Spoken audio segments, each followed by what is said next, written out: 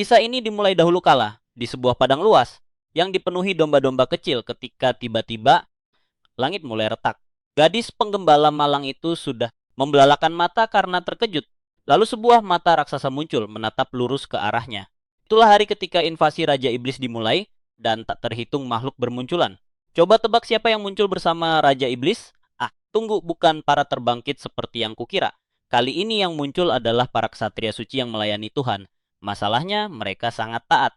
Mereka bersumpah kepada Tuhan dan lewat sumpah itu bahwa mereka memperoleh kekuatan gaib lalu mengusir monster dari tanah itu. Namun miasma iblis, zat dari alam iblis tetap sangat pekat di beberapa wilayah. Sebagian besar tempat yang tersentuh olehnya menjadi rusak dan mati. Di sebuah kota terbengkalai, kalian benar-benar bisa melihat tanaman raksasa memakan tubuh yang terjatuh jijik. Tunggu, oh tidak, itu wanita yang tergantung terbalik. Dan ceritanya bilang siapapun yang selamat akhirnya berubah menjadi iblis. Tapi lalu seseorang menebasnya dan tanaman itu jatuh ke tanah seperti sampah. Wakil Komandan Kasatria Suci Karen berkata mereka datang terlambat. Oh, nama senjata itu Cheyennefert. Benar, seseorang memanggil wakil komandan dan berkata, bulan merah telah muncul. Sial, terakhir kali aku melihat bulan merah di cerita ini. Akhirnya tidak bagus. Tiba-tiba mereka mendengar suara benturan keras. Seorang pria berkata ada pembangunan di depan, memperingatkan mereka agar berhati-hati. Saat bulan itu ada di langit, apapun bisa terjadi. Karen melangkah lebih dekat ke lokasi itu dan di dalam dia melihat seorang manusia. Seorang anak kecil dengan kepala besar dan mata yang jaraknya lebih lebar dari apapun. Coba tebak, itulah protagonis kita karena kita melompat 15 tahun sejak hari dia ditemukan. Kantin panti asuhan, seseorang berkata mereka bisa makan berkat para ksatria suci, jadi mereka harus bersyukur. Tapi lalu seseorang memanggil pria di depan. Itu Lika bertanya kenapa porsinya begitu sedikit. Pria itu tampak tidak senang mendengarnya. Jadi dia hanya berpaling sambil berkata itu bukan apa-apa.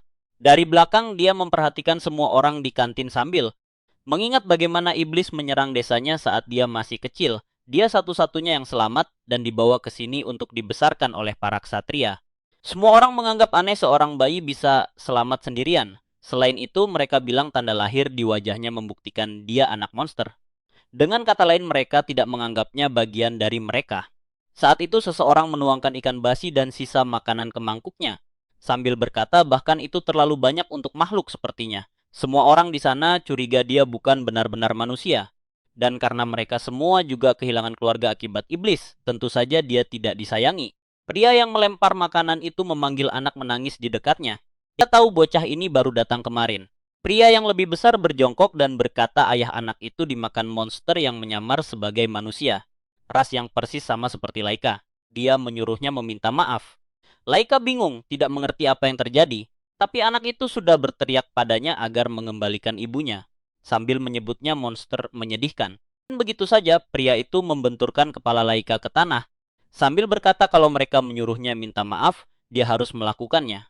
Jadi anak malang itu meminta maaf. Apalagi yang bisa dia lakukan?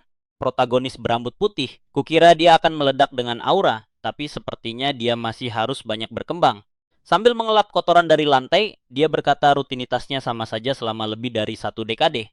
Pada dasarnya, kau tidak bisa meninggalkan tempat ini sampai dewasa.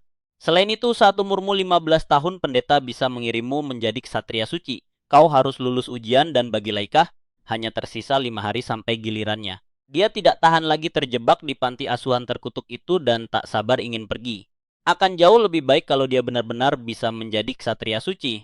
Adegan beralih ke sebuah patung, dan seseorang berkata upacaranya akan segera dimulai. Siapapun yang berusia 15 tahun dan ingin menjadi ksatria, hanya perlu maju dan mengucapkan sumpah.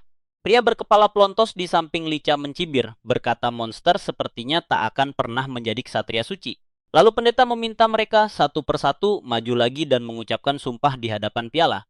Mereka yang cairannya berubah biru tidak bisa menjadi ksatria. Tapi mereka yang cairannya berubah emas boleh meminumnya, menerima sumpah, dan memperoleh kekuatan.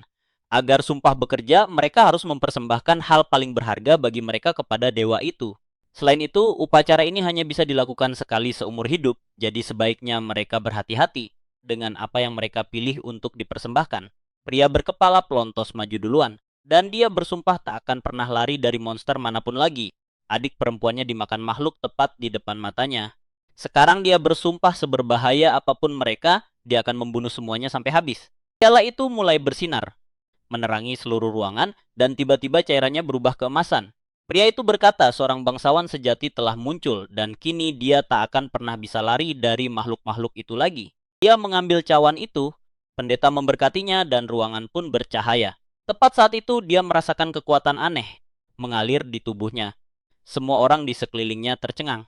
Orang kedua maju, menyatakan dia akan hidup sebagai pengembara tanpa keluarga begitu pergi, karena baginya, keluarga adalah hal terpenting dari semuanya.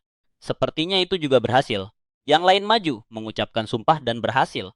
Seorang gadis maju, mengucapkan sumpahnya dan itu juga berhasil. Laika yakin dia juga akan berhasil, tapi tentu saja kalau berhasil untuk semua orang lain, itu harus gagal untukmu. Masalah tokoh utama. Dia dipanggil maju dan dia melangkah dengan gugup. Dia berkata dia bersumpah akan menjadi ksatria untuk melindungi orang-orang. Tapi lalu dia membeku, tidak tahu harus berkata apa lagi karena tak bisa memikirkan apapun yang benar-benar bisa dia persembahkan. Dia ingin meninggalkan tempat ini dan bahagia, tapi dia sama sekali tidak punya apapun untuk diberikan. Orang ini benar-benar lupa bahwa kau harus berpikir sebelum maju. Jenius, dia berteriak dalam kepalanya. Mencoba meyakinkan diri bahwa pasti ada sesuatu yang penting dalam dirinya untuk dipersembahkan. Tiba-tiba, energi aneh mulai melonjak di tubuhnya, membuatnya kebingungan. Saat itu cairan di dalam piala berubah menjadi lendir ungu yang aneh. Pendeta langsung berkata dia belum pernah melihat warna semenakutkan itu sebelumnya. Dia menyatakan upacara selesai saat itu juga dan memerintahkan semua orang pergi. Aika mencoba mengatakan sesuatu, meminta mereka menunggu, tapi entah dari mana, sret, lengannya terbang. Astaga, orang-orang di belakang mulai berkata bahwa, seperti yang selalu mereka curigai, memang monster sejak awal, apa-apaan. Beberapa dari mereka sudah terbangkit, menarik tombak dan menumbuhkan lengan raksasa. Sial, aku juga ingin terbangkit. Mereka mengumumkan akan membunuhnya sekarang, berkata makhluk terkutuk yang berpura-pura jadi manusia ini tak akan keluar hidup-hidup hari ini. Tapi saat itu, pendeta memerintahkan mereka berhenti, berkata kekuatan itu tidak boleh digunakan melawan manusia. Detik berikutnya, langit-langit mulai retak dan sebuah tinju menghantam dari atas, menguapkan pria itu. Saat mereka mendongak, ada iblis dengan semacam tanda di dahinya, menatap tajam semua orang. Orang-orang menjerit panik. Dan jelas, ini bukan bagian dari skenario, karena bahkan pendeta tampak ketakutan. Makhluk itu melakukan gerakan klasik Attack on Titan, mencengkeram seseorang dari kakinya, lalu mengunyahnya. Pendeta berteriak agar semua orang mengungsi dan memanggil Ksatria Suci, tapi lalu dialah yang tertangkap. Saat monster itu menerjang maju, Laika duduk di sana dengan separuh tubuhnya hilang, menatap syok tapi anehnya tenang. Untuk seseorang yang baru kehilangan lengan, dia menerimanya cukup baik, kurasa. Yang lebih menakutinya adalah iblis yang berdiri tepat di depannya. Pria berkepala pelontos berteriak agar Laika menyingkir supaya dia bisa lari. Tapi anehnya, dia hanya terus menatap makhluk itu, membeku. Dia ingat bahwa saat bersumpah, dia berjanji tak akan pernah lari dari monster lagi. Pada saat itu, iblis muncul dari belakang dan saat dia menangis, dalam keputusasaan dia juga terbunuh. Yang lain dilahap, sementara anak-anak yang bersemangat di sekitar mereka mulai melepaskan aura, berteriak bahwa mereka harus mempertahankan tempat ini. Astaga, mereka menyerbu seperti karakter Dragon Ball Z. Sementara itu, Laika menonton sepenuhnya yakin bahwa kalau begini terus, dia juga akan dimakan. Tapi apa yang bisa dia lakukan melawan makhluk seperti itu? Dia bahkan belum menerima kekuatan apapun. Dan tepat saat itu, monster yang sekarang kusadari terlihat seperti punya ibu jari sebagai payudara, melangkah mendekat. Ia menatapnya dengan lidah besar itu dan melancarkan serangan. Mulutnya penuh lidah. Laika menghadapinya, bertanya-tanya apakah dia benar-benar akan mati di tempat seburuk ini. Tapi lalu dia mengingat piala yang ada di belakangnya. Secara teori, kalau warnanya berubah, itu seharusnya memberi semacam kekuatan. Serangan itu datang lurus ke arahnya, dan dia memutuskan, terserah. Lebih baik minum benda menjijikan itu daripada mati di sana. Begitu dia meneguk cairan itu, rasanya menghantam kepalanya seperti kejang, dan lidah itu sudah melilit tubuhnya. Kukira dia akan melepaskan sesuatu yang gila, tapi ternyata tidak. Anak itu diinjak sampai gepeng. Tapi ceritanya tidak akan berakhir seperti itu. Ledakan muncul di bawah lidah itu, membakarnya habis, dan anak itu bangun seperti Super Saiyan. Apa-apaan? Dia sekarang benar-benar berbeda, dengan rambut hitam panjang. Mana kiluaku? Dia menatap monster itu bahkan tidak mengerti apa yang baru saja terjadi. Bertanya pada dirinya sendiri apakah ini benar-benar dirinya. Pada saat itu seluruh tubuhnya terasa dingin secara aneh. Energi aneh mengalir melalui pembuluh darahnya. Monster itu menerjang lagi, tapi kali ini dia menghindar dan mendapati dirinya berhadapan langsung dengannya. Dia menyerbu masuk. Lengan terangkat seperti Kapten Levi, melontarkan dirinya langsung ke arah lidah itu. Dia memicu mantra ledakan, memanggil lingkaran sihir dengan petir, ungu yang menyambar keluar darinya. Apa ini? Bocah itu langsung berevolusi jadi Super Saiyan 16. Terbang di sana, aura berkobar, menatapnya tajam. Dia menghantam tanah dan kembali seperti semula, kelelahan karena kekuatan yang dia pakai. Di belakangnya, seseorang bergumam bahwa ini mustahil, mereka pasti bercanda. Tapi Leica menyadari sesuatu yang mengejutkan. Lengan yang tadinya terkoyak dan dimakan telah tumbuh kembali. Apa yang sebenarnya terjadi? Tiba-tiba, kata pemurnian bergema di aula, dan pedang raksasa sebesar bangunan jatuh menghantam, menusuk dada monster itu. Seseorang melangkah ke atas bilahnya berkata mereka tak bisa meninggalkan tubuh itu di sini atau miasma akan menyebar ke seluruh kota. Orang itu meminta maaf karena datang terlambat dan bertanya apakah bocah itu mengalahkan makhluk tersebut. Laika langsung mengenali ini sebagai salah satu kasatria suci. Sepertinya mereka datang dengan meledakkan semuanya karena sekarang langit cerah dan biru. Mereka bilang bocah itu benar-benar mengesankan. Mengalahkan sesuatu yang terbangkit seperti itu sama sekali bukan hal biasa. Tak lain adalah Komandan Ksatria Suci, Arthur. Tapi astaga, Arthur punya pinggang ramping dan pinggul lebar, agak tak terduga. Laika, sementara itu benar-benar terpaku pada pedang raksasa itu. Dia belum pernah melihat apapun seperti itu seumur hidupnya. Lalu seseorang memanggil Komandan Arthur, menyuruhnya berhenti meninggalkan semua orang. Kapten Pinggul Lebar membalas bahwa yang lain terlalu lambat. Protagonis masih kewalahan karena sang komandan berdiri tepat di depannya. Dia tahu kalau orang ini mengakuinya, akhirnya dia bisa meninggalkan panti asuhan. Tapi oh tidak, mereka bahkan memberinya anting kecil itu, melihat ke samping dengan imut. Tidak mungkin si seniman benar-benar melakukan itu.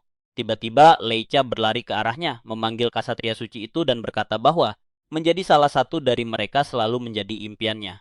Dia mengagumi mereka sejak dulu dan memohon untuk bergabung. Tapi si pengotor popok tepat di sampingnya menyela, berkata mereka seharusnya langsung membunuh monster ini. Arthur menyuruhnya berhati-hati dengan ucapannya tentang teman. Tetap saja pria itu bersikeras anak ini satu-satunya penyintas dari desa itu. Dia bahkan melihatnya berubah tanpa membuat sumpah dan memakai kekuatan aneh. Tidak mungkin dia manusia. Laika mencoba menjelaskan, tapi plak, sebuah jitakan ke wajah membuat si bodoh berputar. Dan dia berkata terang-terangan bahwa bocah itu baru saja menyelamatkan nyawanya. Tapi dia masih mengoceh omong kosong. Benar-benar tak tahu terima kasih. Pria itu memerah wajahnya, memohon ampun. Dan sang protagonis hanya terkejut. Sekarang Arthur menoleh ke Laika, ingin tahu apa yang terjadi soal dia tidak membuat sumpah. Laika berkata tepat saat dia hendak mengucapkan kata-katanya iblis itu muncul. Tapi dia tetap memperoleh kekuatan untuk bertarung. Dia minum dari piala suci setelah cairannya berubah. Jadi dia punya kekuatan. Tapi Arthur menjawab bahwa tanpa sumpah memperoleh kekuatan seperti itu mustahil. Jadi apa sebenarnya yang diambil darinya? Atau kenapa kekuatan itu terbangkit? Leica terbata-bata sampai Arthur berkata, dia menarik minatnya. Dia ingin melihat kekuatan yang katanya dimiliki bocah itu. Dia tidak benar-benar paham, tapi Arthur menyuruhnya mengaktifkan apapun itu karena dia ingin melihatnya dengan mata kepala sendiri. Masalahnya dia sama sekali tidak tahu cara mengaktifkan kekuatan itu. Itu hanya terjadi sendiri saat dia minum dari piala. Arthur menyilangkan tangan dan berkata itu mudah diperbaiki. Dia mencengkeram bocah itu dan melempar. Dia lurus ke atas. Roket melesat melewati stratosfer. Dari bawah, dia berteriak bahwa sekarang yang perlu dia lakukan hanyalah menyalakan kekuatan itu. Kalau tidak akan jatuh dan mati. Sementara rekannya menyebutnya iblis, Laika sedang terjun bebas di langit. Berpikir, ada apa dengan wanita ini? Teman-teman, dia menembus awan sadar kalau kekuatannya tidak aktif, tamatlah dia. Lebih parah lagi, dia masih berada di tengah langit. Sesuatu yang tampak seperti iblis bertatapan dengannya, membuatnya kebingungan. Dari tanah Arthur dengan tenang berkata dia lupa ini wilayah burung pemakan langit. Rekannya berteriak bahwa ini bukan waktunya santai. Anak itu pasti akan dimakan. Tapi sebelum dia sempat menjawab, binatang itu sudah mengunyahnya.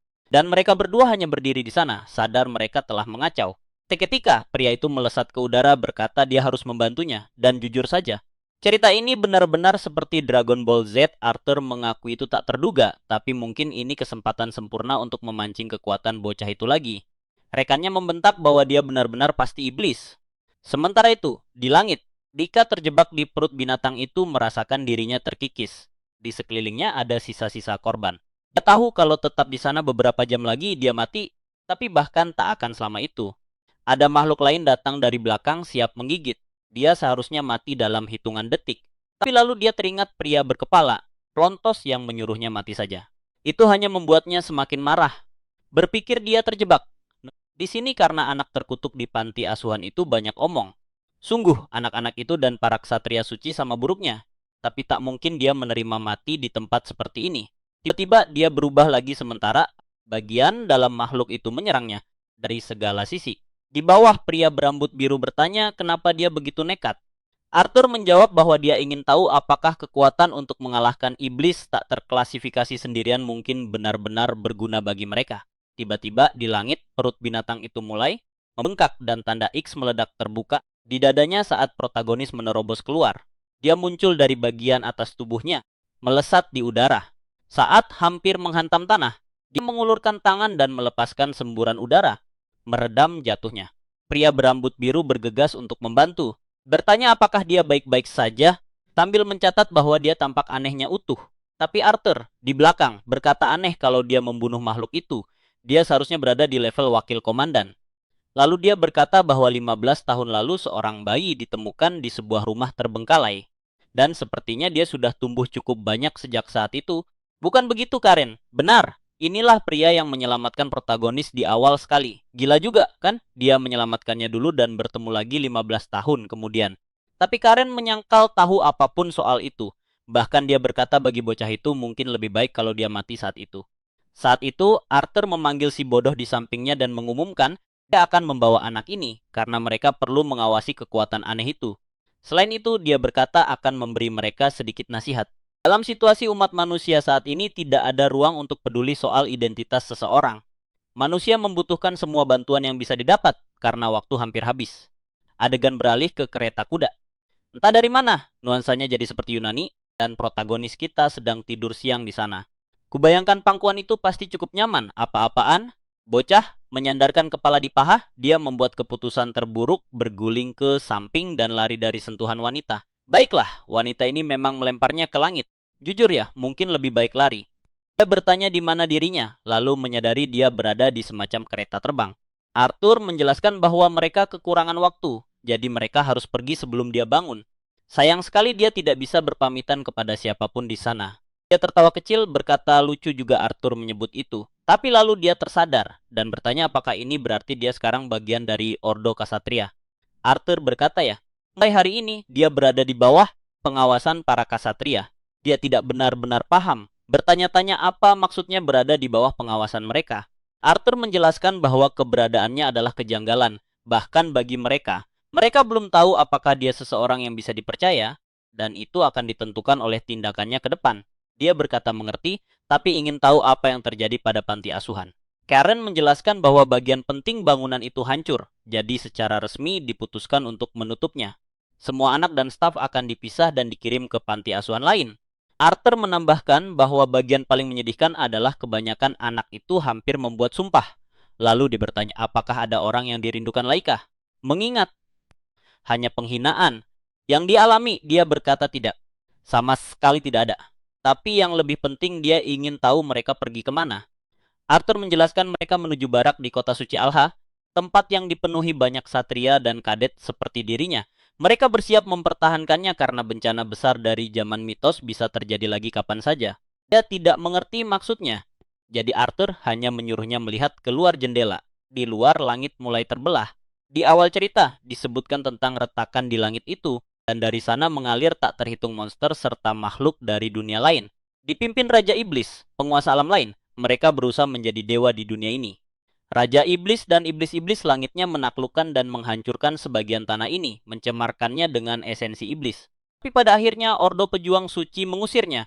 Para iblis dikepung dan disegel di tepi benua. Itulah satu-satunya alasan manusia masih punya tanah yang layak dihuni. Masalahnya jumlah penduduk terus menyusut dan mempertahankan tanah semakin sulit setiap hari. Arthur tidak yakin kenapa retakan-retakan ini kembali. Satu-satunya yang mereka tahu adalah sesuatu yang bahkan lebih besar dari sebelumnya akan segera terjadi. Satu-satunya yang bisa melawannya adalah Ordo Ksatria. Laika masih belum sepenuhnya paham ketika Arthur tiba-tiba mendekat, menaruh tangan di wajahnya, dan berkata dia menaruh banyak harapan pada kekuatannya. Protagonis memerah terang dan jujur saja aku sudah tahu wanita ini berbahaya sejak melihat bagaimana seniman menggambar proporsinya. Dia duduk di sana seperti, "Hei, Arthur, ada apa?" Arthur mendekat lagi dan berkata dia melihat cahaya aneh di mata Laika saat dia berubah. Ledakan yang dia lepaskan dengan pedang itu, secara lengannya pulih setelah terpotong, menunjukkan bahwa Arthur telah menemukan kekuatan yang benar-benar menarik minatnya. Dia tidak tahu apa yang Laika persembahkan dalam sumpahnya, tapi dia ingin Laika menggunakannya bersama mereka dalam pertarungan ini. Lalu dia menjilat setetes keringat yang mengalir di dagunya. "Ya Tuhan, wanita ini aneh banget." Protagonis setuju, berkata, "Baiklah, dia akan membantu. Apalagi yang bisa kau lakukan?" Lalu Arthur tiba-tiba menendangnya keluar, berkata kalau begitu ada pekerjaan untuknya sekarang juga. Kukira dia akan menghantam tanah seperti orang bodoh, tapi ternyata bocah itu memantul dari batang pohon dan mendarat dengan kakinya baik-baik saja. Pada saat itu, dia sadar tubuhnya tidak terluka. Anehnya, tubuh itu justru terasa jauh lebih kuat. Dari atas, Arthur berteriak bahwa mereka yang membentuk ikatan memperoleh dua jenis kekuatan, kemampuan khusus seperti pedangnya, dan kemampuan fisik yang jauh melampaui manusia normal. Dan sekarang dia harus mengerti bahwa Ordo Ksatria tidak hanya membunuh monster, mereka juga harus membersihkan sampah, dan itulah tugas pertamanya. Setelah selesai, dia bisa menuju kota, tapi sebaiknya hati-hati agar tidak salah jalan. Protagonis benar-benar bingung, bertanya-tanya apa maksud Arthur dengan membersihkan sampah ketika dia mendengar langkah kaki di dekatnya. Dan seseorang berkata itu nyaris saja. Salah satu dari mereka bertanya apakah para ksatria di kereta sudah pergi. Pria kumal di depan ingin tahu siapa anak ini. Mereka mendengar suara keras dan ingin tahu apakah dia penyebabnya. Laika sama sekali tidak tahu siapa orang-orang ini atau kenapa mereka berkeliaran di tengah hutan. Pria itu bertanya apakah dia anak terlantar atau seseorang yang kehilangan keluarga karena monster. Suara lain menyela, berkata itu tidak penting. Mereka tinggal menangkapnya dan menjualnya, uang tetap uang. Seketika, Leica sadar orang-orang ini adalah bandit dan mungkin tugas bersih-bersih ini berarti membasmi mereka. Saat menoleh ke samping, dia melihat salah satu dari mereka membawa 3 anak kecil dan pria itu menyuruhnya ikut sebelum terluka. Bahkan kalau ada yang membelinya nanti, dia tak bisa menjamin apapun. Leica melihat anak-anak itu dan teringat, dia pernah mengalami hal yang sama. Dan si gendut menyuruh anak-anak diam dan bergerak. Tapi protagonis melangkah masuk menyuruhnya melepaskan anak-anak itu atau dia akan mencabik-cabiknya. Aura bocah itu berkobar ala Kilua dan dia menyatakan bahwa tugas pertama yang diberikan komandannya sebagai anggota Ksatria adalah menyingkirkan mereka. Preman itu berkata dia tidak peduli siapa anak ini. Dia ada di wilayah mereka, jadi mampus saja. Mereka akan menghabisinya sekarang juga. Dan semua orang menyerbu. Cahaya berkelebat di mana-mana. Dan dalam sekejap bocah itu menghilang. Sedetik kemudian, dia sudah berada di dekat anak-anak. Auranya memancar begitu ganas, sampai para preman mulai gemetar. Anak-anak itu kebingungan, dan pria besar itu menembakkan panah, sungguh buang-buang semua otot itu. Dalam sekejap mata, protagonis berubah menjadi bayangan kabur. Preman itu bertanya-tanya kemana dia pergi, lalu menoleh ke samping dan melihatnya berdiri di sana, benar-benar mirip Kilua. Maksudku, ayolah itu salin tempel. Panah lain melesat, sama tidak bergunanya, dan bocah itu membalas lebih kuat lagi. Dia melepaskan kobaran api besar, membentuk dinding api di depan semua orang. Dari dalam api, dia melangkah keluar dengan rambut panjangnya terurai dan jujur saja, kupikir akan lebih keren kalau warnanya putih. Dia memberi tatapan kecil itu, dan sebelum para bandit bisa bereaksi, dia menebas mereka semua membelah tubuh bersih menjadi 2, edit Photoshop di mana-mana. Apa-apaan, pertarungan berakhir dalam satu panel dengan tubuh-tubuh sudah terbakar di tanah. Tapi Leica merasa ada yang tidak beres. Lalu seseorang di belakangnya berteriak agar jangan bergerak. Dia berbalik dan melihat salah satu bandit menodongkan pisau ke leher seorang anak, memperingatkan bahwa kalau dia maju satu langkah, anak itu mati. Pria itu menatap dingin, sadar salah satu anak buahnya ternyata masih selamat. Mereka membeku sesaat dan menetes di pipi anak itu. Protagonis menurunkan pedangnya dan berkata dia mengerti. Dia melakukan gerakan sinematik mutlak, berkata dia tidak akan mendekat, jadi lepaskan saja anak-anak itu. Bandit itu menolak, berkata tidak mungkin. Anak-anak ini barang dagangan berharga. Lagi pula, apa sebenarnya bocah ini? Dia menambahkan bahwa karena anak-anak ini sudah kehilangan keluarga karena iblis, Mereka lebih baik dijual daripada berakhir jadi makanan monster. Bahkan kalau dijual ke orang tua mesum yang kotor, setidaknya mereka akan selamat. Tapi sebelum dia selesai, sesuatu berkelebat lewat dan lengannya terpotong bersih oleh api. Gerakan sinematik mutlak protagonis itu cerdas. Dia langsung mengincar lengan yang memegang pisau. Dia bahkan mengeluarkan kalimat legendaris. Sudah kubilang aku tidak akan mendekat. Dan sial, bukan hanya lengannya, seluruh kepalanya juga terbang. Apa-apaan? Yah, benar juga. Lebih baik daripada sekadar memotong tangan yang memegang pisau adalah langsung membunuh bajingan itu. Ya Tuhan, aku bahkan tidak memikirkannya seperti itu. Protagonis tercengang. Dia hanya sempat berpikir sejenak untuk menyebarkan api aneh itu ke tanah dan ternyata benar-benar berhasil. Dia tak pernah membayangkan kekuatannya sebesar itu. Lalu dia bertanya kepada anak itu apakah dia baik-baik saja karena bocah itu gemetar hebat. Dan tentu saja itu wajar, dia pasti ketakutan. Tapi kemudian anak itu tiba-tiba mengumpulkan keberanian dan memeluk kakinya. Anak kita menepuknya lembut dan berkata itu memang menakutkan. Saat berikutnya, anak itu kembali kaget saat Arthur mendekat, sementara Lika sendiri membakar aura seperti orang gila 10.000 unit per detik. Lalu akhirnya dia kembali normal, kelelahan, dan ambruk ke tanah tepat di tengah anak-anak. Sementara itu, kembali di kastel, Karen muncul dengan marah, menuntut tahu apa yang terjadi, dan dia terkejut saat anak-anak membawa masuk protagonis. Memangnya apa lagi yang dia harapkan? Mereka bilang dialah yang memberi mereka petunjuk arah.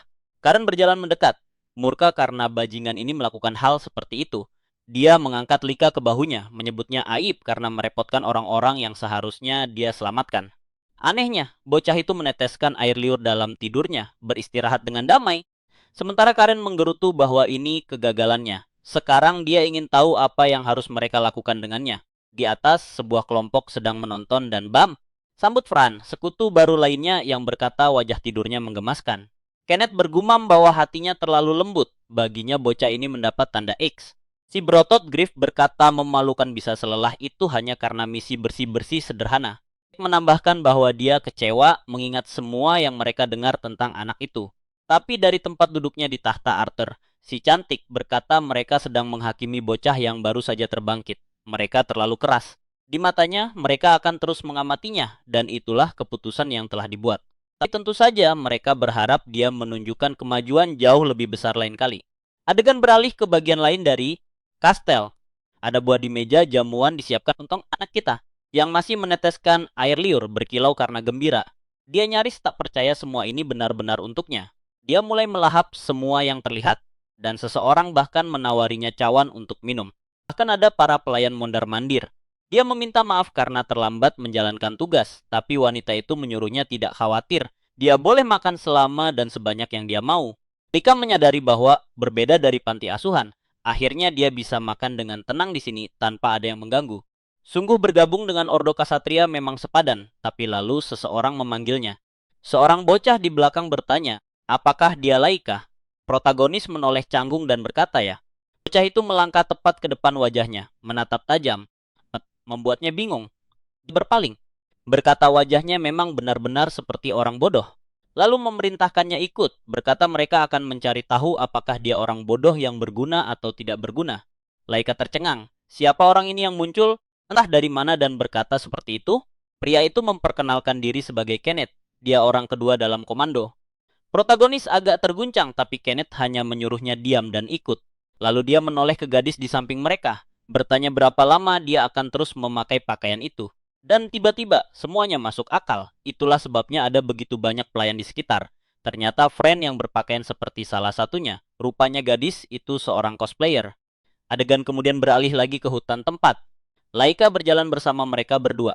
Dia gup, tapi Fran menyuruhnya tidak khawatir. Mereka punya banyak pekerjaan, tapi tujuan utama mereka adalah semua orang kembali dengan selamat tanpa lecet sedikit pun. Dia berkata mengerti, sementara Mick masih tidak percaya ini. Orang yang sama seperti sebelumnya. Apakah gadis ini benar-benar sepenting itu? Kenneth berkata mereka hampir sampai. Fran menjelaskan bahwa dia akan menceritakannya lagi. Sepertinya beberapa monster terlihat hari ini di luar ibu kota kerajaan. Untuk mencegah kerusakan, pasukan memutuskan bertindak cepat. Jadi mereka dikirim meski belum terlalu pasti. Jelas, mereka kebanyakan di sini untuk melihat apa yang bisa Laika lakukan. Karena dia bergabung dengan Ordo sekarang, mereka perlu menguji kekuatannya. Komandan sendiri sempat mempertimbangkan apa yang harus dilakukan dengannya, jadi dia bisa menganggap semua ini semacam evaluasi. Laika tidak terlalu bersemangat soal itu, karena itu berarti dia masih bisa kehilangan tempatnya di antara para ksatria. Tapi rasa tidak aman itu lenyap begitu si tinggi mendekat, menepuknya lembut, dan berkata dia punya harapan besar padanya. Dia mendengar dari komandan bahwa Laika punya kemampuan hebat. Ekspresinya langsung berubah seketika, dan dia tersenyum. Berkata wanita itu bisa mengandalkannya. Ini akan mudah. Dia langsung ingin tahu siapa musuhnya dan monster mana yang akan dia basmi. Kenneth membalas bahwa dia cukup percaya diri untuk seseorang yang harus digotong anak-anak setelah menyelamatkan mereka. Dia memperingatkan Laika agar ingat, kalau mereka memutuskan dia tidak berguna, dia akan dikeluarkan dari ksatria. Dilihat dari wajah bodohnya, itu hasil yang paling mungkin. Leica membentaknya agar berhenti banyak bicara. Bertanya kenapa dia selalu sok kuat. Mereka mungkin sebaya, jadi kenapa dia bertingkah lebih tinggi? Jujur, Kenneth terlihat lelah kalau dia benar-benar seumur dengan protagonis kita. Fran masuk menengahi, meredakan suasana dan menyuruh mereka berhenti bertengkar. Dia meminta maaf kepada Leica dan menjelaskan bahwa Kenneth bersumpah untuk selalu jujur secara brutal. Itu hanya membuat Leica semakin kesal, karena sekarang dia tahu jauh di lubuk hati Kenneth benar-benar menganggapnya idiot. Kenneth membenarkannya lalu menuntut tahu ada apa dengan dia yang tidak membuat sumpah. Laika berkata itu tidak penting, tapi Kenneth bersikeras itu aneh karena kekuatan mereka berasal dari sumpah yang mereka buat. Semakin besar pengorbanannya, semakin besar kekuatannya. Laika berpikir sendiri, benarkah? Itu nyaris tidak terasa seperti pengorbanan besar. Terlalu mudah. Di Hunter x Hunter, hal seperti itu jauh lebih intens. Protagonis hampir mengatakan dia sudah tahu itu ketika sebuah pistol tiba-tiba muncul di belakang kepalanya. Kenneth memberitahunya bahwa dalam 6 bulan, biasanya sepertiga rekrutan mati atau hancur oleh sumpah yang mereka buat. Tapi Laika lebih fokus pada bagaimana Kenneth bisa muncul di belakangnya tanpa dia sadari. Kenneth menatapnya tajam, menuntut tahu bagaimana dia berani bergabung dengan Ordo tanpa mengorbankan apapun. Dia hampir menarik pelatuk ketika Laika ragu, dan Fran tiba-tiba mencengkeram lengannya, memberitahu Kenneth bahwa itu sudah cukup. Tepat saat itu aura Laika berkobar dan dia mengakui dia memang tidak membuat sumpah apapun. Tapi komandan menerimanya dan tak mungkin dia kembali ke panti asuhan itu. Apapun yang diperlukan untuk bergabung dengan para ksatria, dia akan mengerahkan semua yang dia punya. Kenneth tercengang, bocah itu mencengkeram pistolnya, dan pistol itu lenyap. Dia tidak mengerti bagaimana sesuatu baru saja menghancurkan senjata sucinya, dan dia mulai memanggil yang lain. Fran menyela, menyuruh mereka berdua menghentikannya. Dia menyukai energi dan tekad itu, tapi mulai sekarang gilirannya, dan begitu saja. Tidak, dia berkata monster sedang menatap mereka dan waktunya bekerja. Saat itulah aku sadar dia mengeluarkan garpu raksasa, dan makhluk-makhluk besar itu menatap mereka tajam. Yang pertama menerjang dan mereka bertiga menghindar, tapi lalu makhluk itu menyabet dengan ekor beracun, memercikan cairan ke pohon yang meleleh, tembus begitu saja. Itu semacam kera aneh berekor ular. Laika ingin tahu kenapa pohon itu meleleh seperti itu. Kenneth hanya menyuruhnya jangan menyentuh ekornya. Jelas itu mematikan. Lalu 5 lagi menyerbu Laika sekaligus. Dia menghindari satu serangan, menyelinap melewati yang lain, bergumam bahwa binatang-binatang ini benar-benar curang. Sementara itu, Fran hanya tersenyum, melambaikan tangan, dan menyuruh mereka berdua menanganinya sekarang. Laika jadi bingung bertanya-tanya apakah dia benar-benar tidak akan membantu. Tapi gadis itu sudah berjalan pergi dengan santai membunuh beberapa saat lewat. Berkata dia tahu pasti ada seseorang yang mengendalikan semua ini, dan dia akan melacaknya. Dia bergegas maju sementara protagonis tetap tertinggal. Lalu tiba-tiba, Laika melihat Kenneth mengeluarkan 2 pistol raksasa lagi. Sesaat tampak seperti dia membidik kepala Laika. Tapi ternyata dia menembak monyet yang merayap di belakangnya. Dia memperingatkan bahwa kalau Laika berniat bergabung dengan Ordo Ksatria sambil panik seperti ini, lebih baik dia menyerah sekarang. Binatang lain melompat ke arah Laika dari belakang, tapi kali ini dia menarik pedangnya dan menebas. Makhluk itu jatuh, berkata tidak mungkin. Dia akan bergabung dengan Ordo ini dan membuktikan nilainya. Kenneth hanya berkata kata-katanya kosong.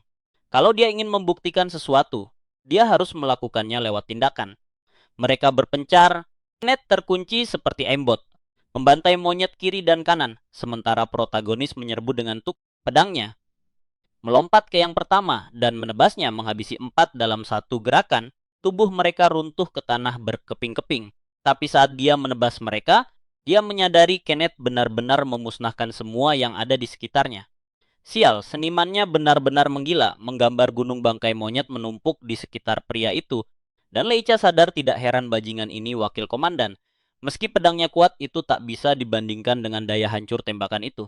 Dua binatang lagi menyerbunya, dan dia mengaktifkan pedangnya lagi. Tapi kali ini pedang itu melepaskan api aneh yang meledak keluar ke udara. Dia ingat bahwa semakin besar apinya, semakin cepat energinya terkuras. Dan kalau begini terus, dia akan ambruk seperti saat bersama anak-anak tadi.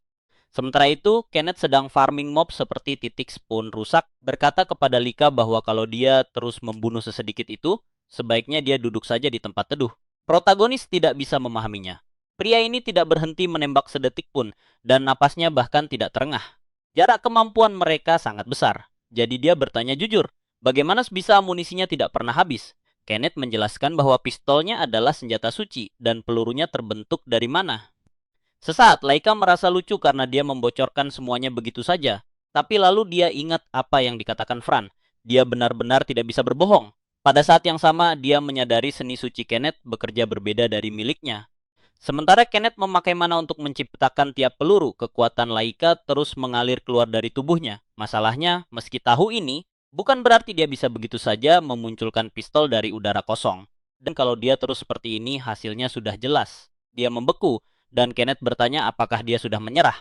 Dia terus menembak, berkata bocah itu tak bisa beradaptasi, tak bisa membuat rencana.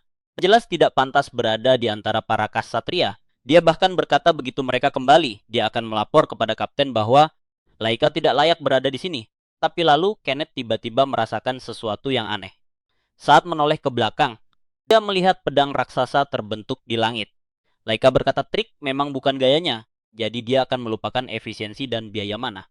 Makhluk-makhluk besar itu menjerit. Kenneth mencoba menghindar dari jalan.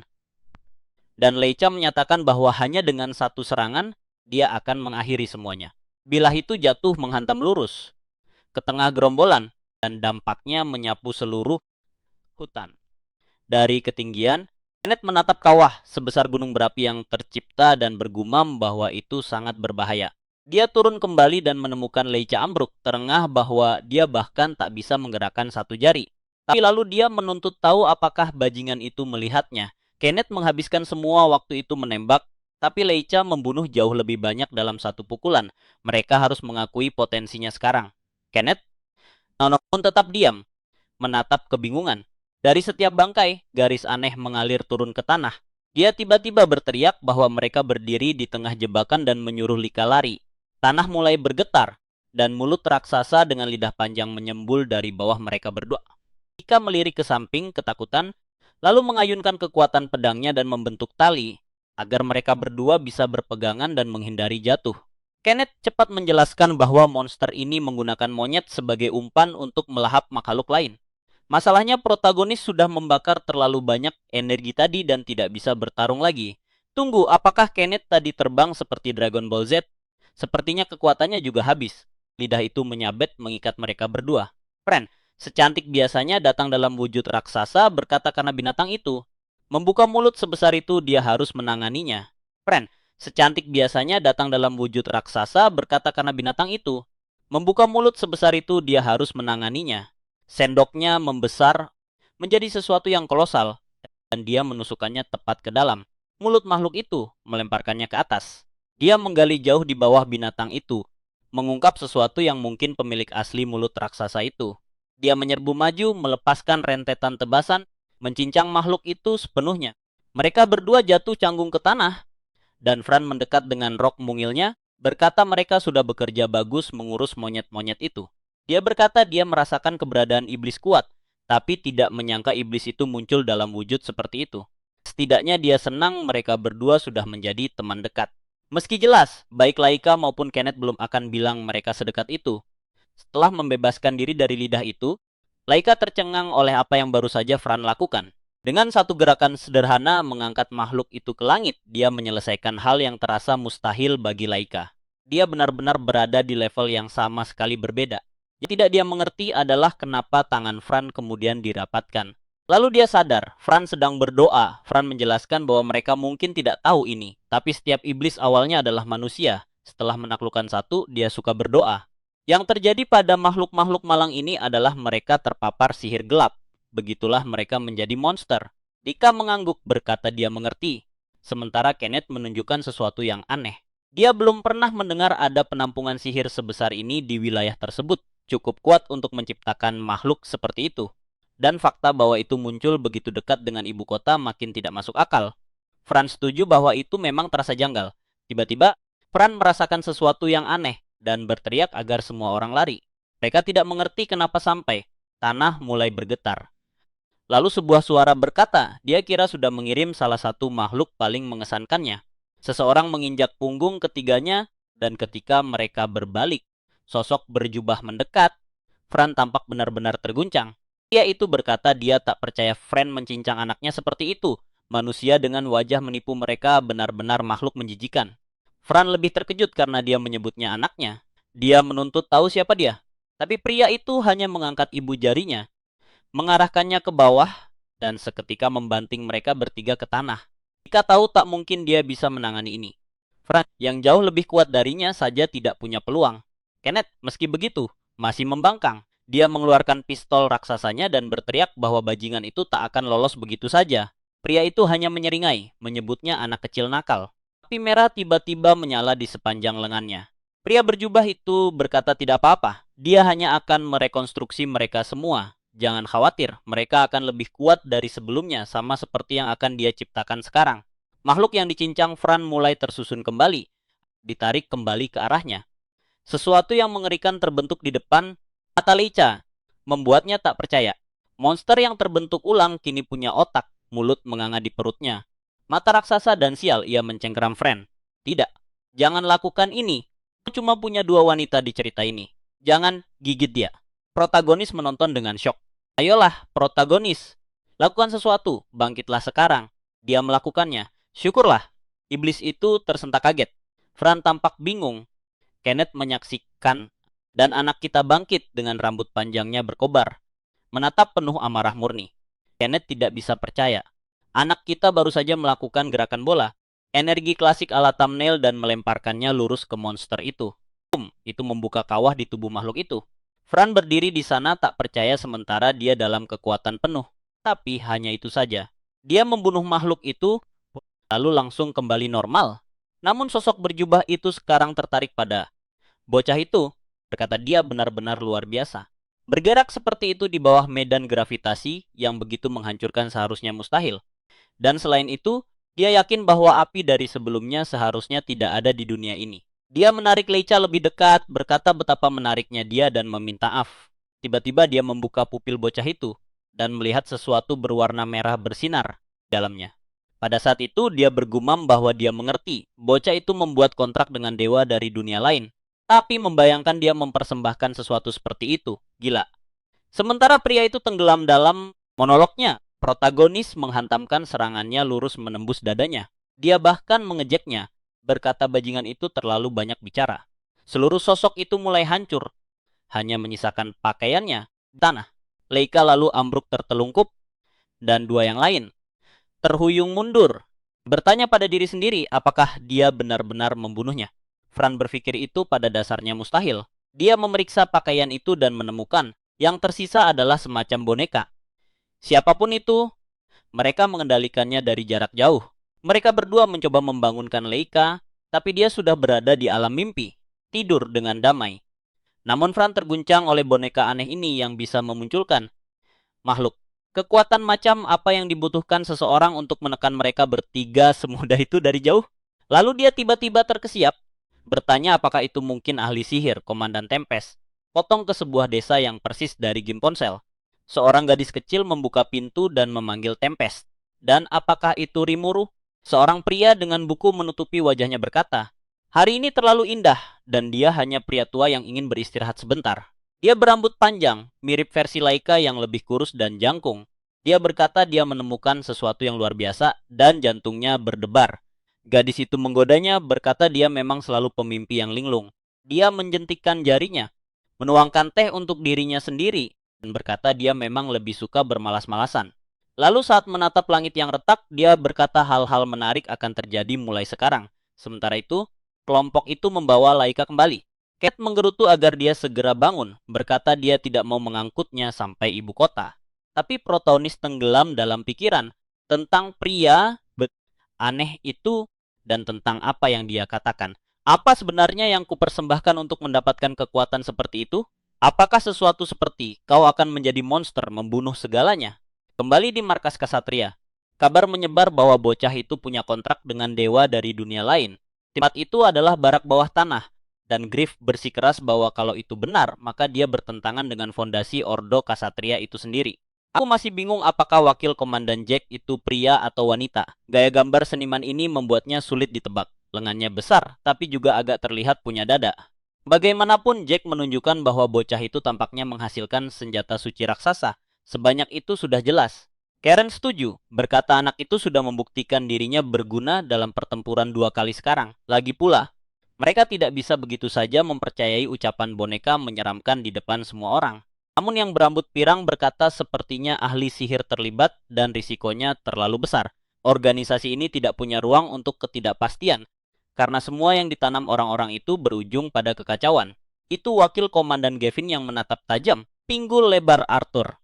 Arthur menjawab bahwa dia ingin mendengar pendapat Fran, karena dia ada di sana saat kejadian. Fran menjawab bahwa saat makhluk itu muncul, dia dan Kenneth bahkan tak bisa berdiri. Jika Leica tidak ada di sana, mereka pasti sudah mati. Tapi pada saat yang sama, Fran mencatat bahwa mungkin Leica sendiri belum bisa mengendalikan kekuatan itu dengan benar. Gavin menambahkan bahwa setiap kali bocah itu memakai kemampuannya, itu menyakitinya. Dia berakhir benar-benar terkuras dan tak sadarkan diri. Bagaimana mereka bisa mengandalkan orang seperti itu atau berharap dia akhirnya menguasainya? Jujur, aku lebih suka punya orang nekat di tim daripada semuanya mati. Arthur memikirkannya dan berkata dia mengerti. Sulit baginya mengendalikan kekuatan itu karena berasal dari dunia lain. Apakah dia cocok menjadi ksatria atau tidak adalah sesuatu yang harus mereka tentukan seiring waktu. Semua orang menatap kepadanya dan dia menyatakan bahwa mengingat semuanya, dia ingin tahu apa yang akan meyakinkan Gavin. Gavin menjawab bahwa bocah itu harus lulus ujian api penjaga. Itu syarat minimum untuk mengizinkannya masuk tim. Rupanya itu bukan hal kecil, semua orang tampak terkejut. Tapi Arthur langsung berbalik dan berkata dia sudah mengambil keputusan. Dia memerintahkan Jack menyembuhkan bocah itu karena mereka akan mengirimnya langsung ke neraka. Jadi sebaiknya dia tetap utuh. Sementara itu, Laika sedang berjuang. Masih mengingat apa yang dikatakan pria berjubah itu tentang dirinya yang pernah bertemu dewa dari dunia lain. Gila membayangkan dia mempersembahkan sesuatu seperti itu. Dia bergumam bahwa pria itu menjijikan. Lalu tiba-tiba dia terbangun, berteriak agar dia diam. Tapi dia hanya berada di kamarnya dengan Kenneth di sisinya membaca buku dan berkata akhirnya dia bangun. Bahkan dengan teknik pemulihan yang digunakan padanya, itu memakan waktu sangat lama. Protagonis ingin tahu di mana pria berbahaya itu.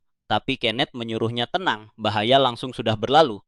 Kenneth agak salah tingkah, tampak seperti hendak berterima kasih, dan Laica mendesaknya, bertanya apa yang ingin dia katakan.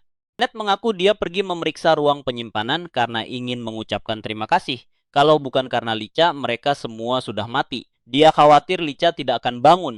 Protagonis bingung, dia tidak menyangka Kenneth akan mengkhawatirkannya. Tapi Kenneth menjawab tentu saja, karena Lica lah yang menyelamatkan mereka. Lica berpikir bahwa bajingan ini benar-benar tidak bisa berbohong dan Kenneth berkata itu tidak penting. Fran masuk dan Lika mengusap wajahnya canggung, sadar waktu pemulihannya sudah berakhir. Masa depannya sudah diputuskan. Dia harus menjalani ujian api penjaga. Kenneth tampak cemas, sementara protagonis tidak mengerti. Kenneth berkata itu gila. Bocah itu baru saja tiba, amatir total, dan mereka ingin mengirimnya ke tempat seperti itu. Karen lalu melangkah maju, berkata di Allah yang bertanggung jawab atas ujian itu. Ika bergumam dari belakang bahwa itu tidak masalah. Kalau dia lulus, dia akan diakui sebagai anggota. Tapi Kenneth mengoreksinya. Ini bukan ujian untuk menjadi anggota, melainkan eksekutif. Biasanya orang bahkan tak boleh mempertimbangkan mencobanya sebelum melewati banyak pertempuran dan pencapaian. Namun mereka malah mengirimnya, orang yang baru saja bergabung dengan tim dan masih belajar. Cara menggunakan sihir ke ujian yang sama dengan seorang eksekutor. Kieran menyuruh bocah itu menanggapinya serius. Biasanya sepertiga gagal, sepertiga lagi menjadi gila, dan hanya sedikit yang pernah lulus. Banyak yang gagal juga mati. Jadi dia sebaiknya serius kalau tidak ingin ini menjadi akhir hidupnya. Serius. Manusia-manusia ini Pasti yang paling pintar yang pernah kulihat. Kiamat sudah di depan pintu, siap memusnahkan mereka. Lalu mereka menciptakan ujian yang membunuh prajurit sendiri. Nilainya 10 dari 10 untuk semua yang terlibat. Kenneth ingin mendengar jawaban Laika. Bocah itu ragu, berkata dia tak mengerti apa yang begitu sulit. Lagi pula, dia tak punya pilihan. Inilah satu-satunya tempat yang dia miliki sekarang. Jadi tentu saja dia menerimanya. 5 hari kemudian, di depan gua ujian, Karen menjelaskan bahwa ujian itu punya 2 bagian. Yang pertama adalah bertahan hidup di dalam gua selama 3 hari. Dia bertanya apa bagian keduanya. Dan pria itu menunjukkan sebatang lilin kepadanya. Dia menyuruhnya menuangkan mana ke dalamnya. Dan begitu Leha melakukannya, nyala api langsung menyala. Karen menjelaskan bahwa dia harus memastikan obor itu tidak pernah padam, menjaganya selama 3 hari. Leha bertanya kenapa? Dan Karen berkata karena selama 3 hari, api itu akan menarik semua monster di sekitar. Dan kata lain yang harus dia lakukan hanyalah jangan mati. Dan dengan begitu, ujian terbodoh dalam sejarah manusia dimulai. Begitu masuk, Leha menyadari sulit bernapas.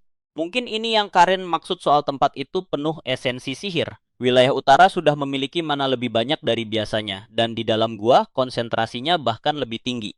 Itulah sebabnya monster di sini luar biasa kuat dibandingkan monster di tempat lain. Setidaknya misinya sendiri tampak sederhana, bertahan hidup dan menjaga api tetap menyala. Makhluk mirip ular menerjangnya. Dia menghindar, mencabut pedangnya, dan menebasnya dengan mudah. Tapi dia langsung menyadari bahwa karena dia memakai mananya sendiri, lilin itu menyala lebih besar, jauh lebih terang. Ini juga dimaksudkan untuk mengajarinya mengendalikan jumlah energi yang dia lepaskan, karena api itu akan memperlihatkannya. Dia berkonsentrasi mencoba menenangkan api itu dan setelah berusaha, apinya kembali normal.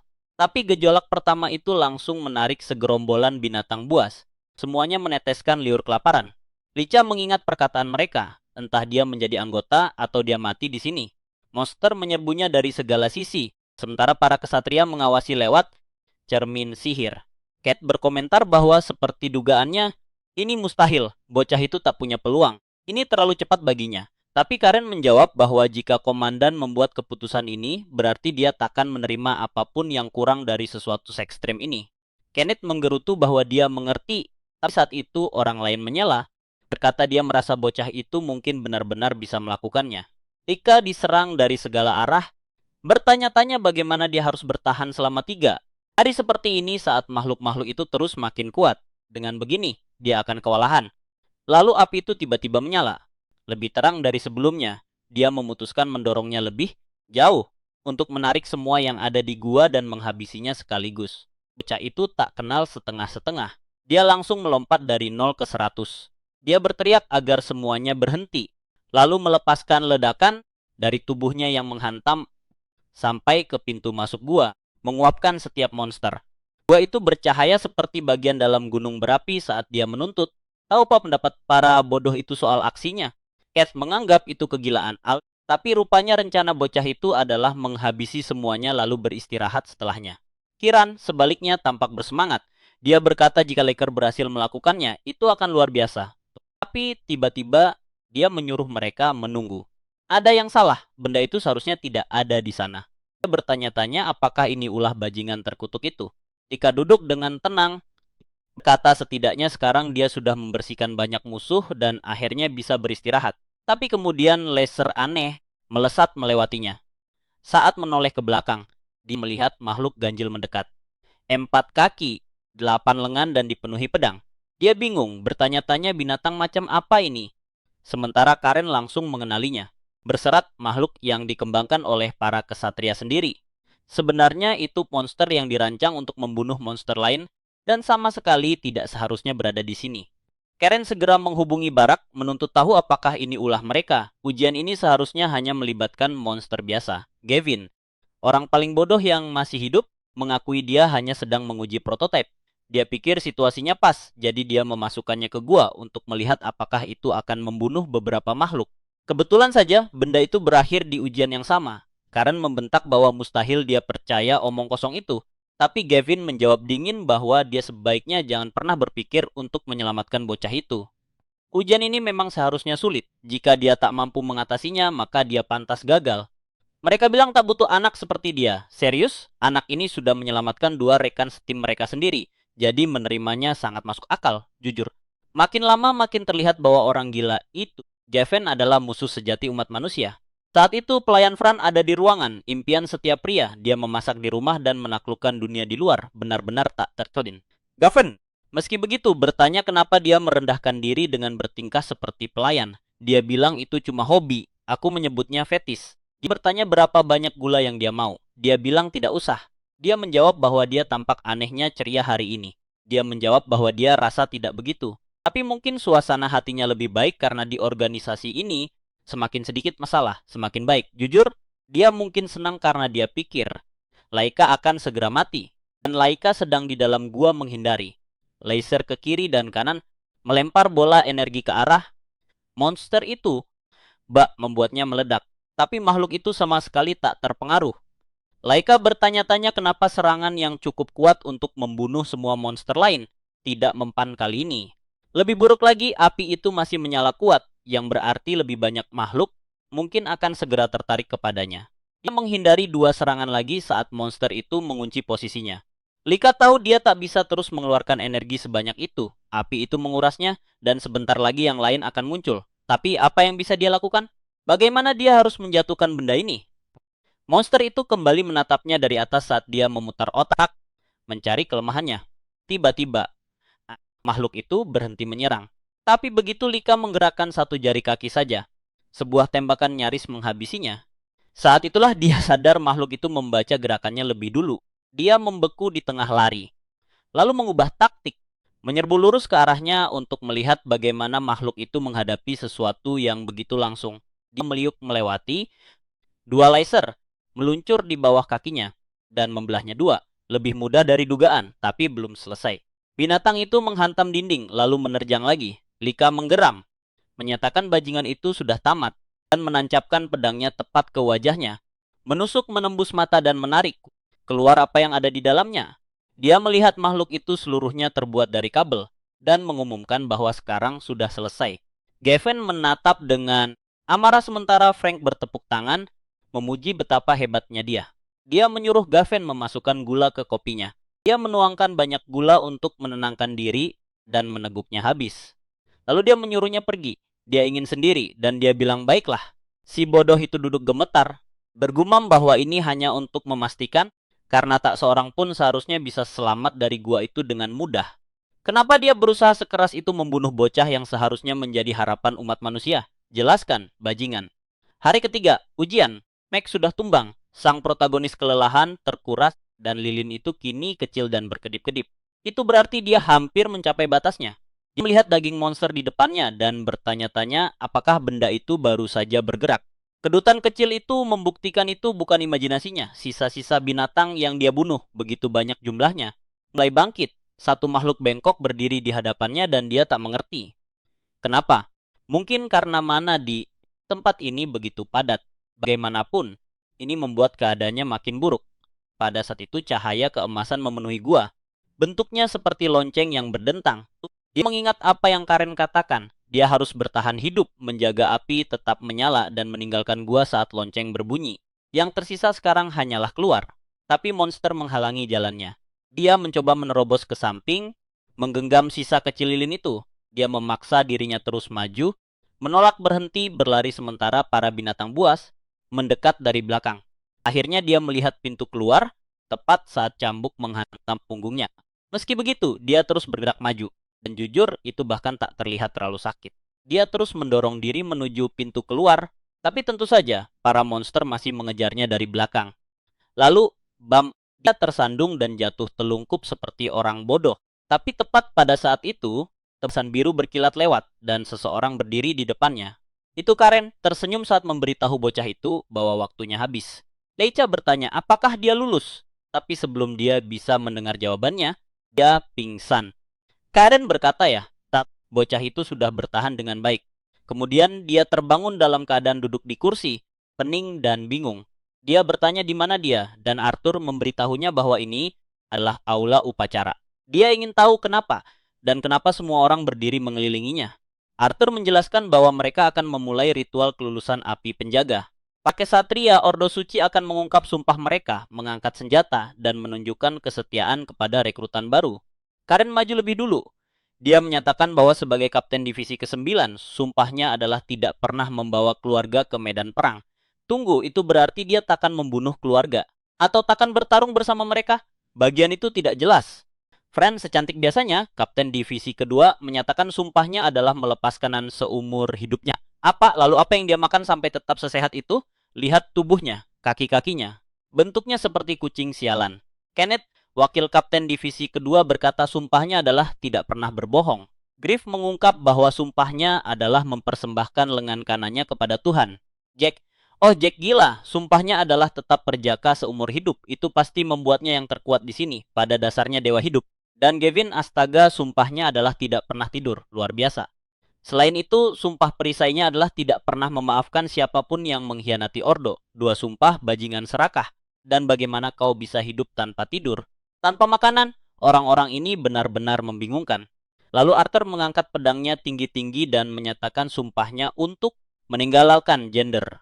Oh tidak, tunggu apa? Sumpah macam apa itu? Meninggalkan gender dalam arti apa? Berhenti menjadi pria, berhenti menjadi wanita, bukan keduanya, yang mana? Lalu dia memanggil rekrutan Lekha untuk mengangkat senjata dan membuat sumpah. Inilah kepercayaan yang harus dia buktikan kepada mereka semua. Dan sial, dia tiba-tiba ingat. Dia bahkan tidak tahu apa sumpahnya. Tapi kemudian auranya menyala. Rambutnya melesat ke atas dan seluruh aula bergetar. Semua orang terkejut, gemetar. Saat aura itu memudar, dia berkata namanya Laika dan soal sumpahnya. Dia tidak tahu. Dia sama sekali tak tahu apa kekuatan ini atau bagaimana dia mendapatkannya. Dia hanya ingat monster itu berkata betapa mengerikannya dia menyerahkan sesuatu seperti itu. Tapi dia bersumpah akan mendapatkan kepercayaan semua orang dan menjadi kesatria terkuat. Dia takkan membiarkan siapapun lagi terluka. Dan sebelum itu terjadi, dia akan menyelamatkan dunia ini. Kalau dipikir-pikir, Arthur pinggul lebar terlihat seperti wanita. Tapi karena dia meninggalkan gender, kenapa menggambarnya dengan pinggul selebar itu? Bagaimanapun, dia memberitahu Laika bahwa demi api kehidupan, dia harus menemukan kekuatan dan sebagai bukti kepercayaan bahwa dia memiliki apa yang dibutuhkan untuk menjadi kesatria. Mereka menerimanya. Mereka menyambutnya ke dalam ordo suci kesatria. Semua orang meletakkan tangan di atas dada mereka. Laika menatap langit hanya untuk memastikan langit benar-benar biru. Aku masih bingung dengan sumpah mereka. Banyak sekali yang tidak masuk akal. Arthur sedang berjalan keluar ketika Gavin menghentikannya. Berkata dia tak percaya mereka menerima seseorang yang bahkan tak bisa menyatakan sumpahnya. Dia berbalik dan mengingatkannya. Bukankah dia sendiri yang berkata ujian itu akan membuktikan apakah Laika mampu bergabung atau tidak? Selain itu, tidak mengetahui sumpahnya dan mengakuinya secara terbuka sudah menjadi risiko bagi nyawanya sendiri. Itu saja sudah cukup sebagai bukti. Gavin berargumen bahwa ketidakwajaran itu sendiri adalah masalahnya. Bagaimana jika bocah itu menjadi ancaman bagi keberadaan para kesatria? Dia menjawab bahwa Gavin terlalu banyak khawatir. Api miliknya yang makin kuat semakin dekat dia dengan kematian pasti akan menjadi kekuatan yang sangat dibutuhkan para kesatria. Sementara Gavin masih murung, bocah kita sudah menempel pada Fran. Bab berikutnya dimulai di atas kereta. Fran tersenyum dan perjalanan itu dijadwalkan berlangsung 2 jam. Dalam ada bagian khusus untuk para kesatria. Dan bocah kita bahkan mendapat jubah kecil. Dia sangat gembira dan bangga, berkata pada dirinya sendiri, takkan ada lagi hari-hari menyedihkan. Tak ada lagi perundungan. Hidupnya akhirnya akan menjadi mudah. Bocah malang itu tak sadar apa yang dia masuki. Dia tampaknya lupa dunia sedang berada di ambang kehancuran. Di lorong, seorang wanita menawarkan makanan. Dia mengambilnya tapi berkata dia tidak punya uang. Wanita itu meyakinkannya tak apa, ini diberikan gratis untuk para kesatria. Dia berbinar berkata hidup sekarang terlalu enak. Dia tak pernah membayangkan bisa makan makanan enak secara gratis.